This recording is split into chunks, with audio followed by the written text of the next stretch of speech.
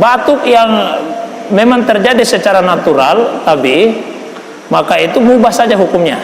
Nah, batuk yang dibuat-buat itu hukumnya makruh. Sebetulnya tidak mau batuk, batu-batu saja itu makruh hukumnya.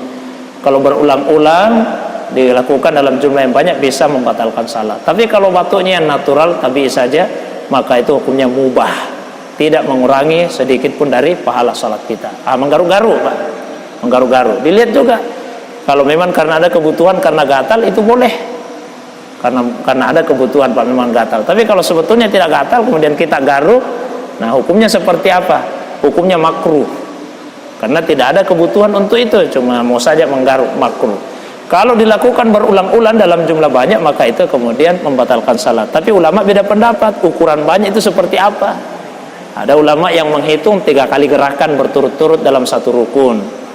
Ya, saya pribadi lebih cenderung pada pendapat ulama kita yang mengatakan gerakan yang kalau orang banyak melihat, mereka akan bertanya-tanya, ini orang salat atau tidak salat ini?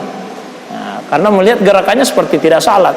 Nah, itulah yang dimaksud dengan gerakan yang banyak itu. Saya kira itu, Pak. Wallahu a'lam bishawab.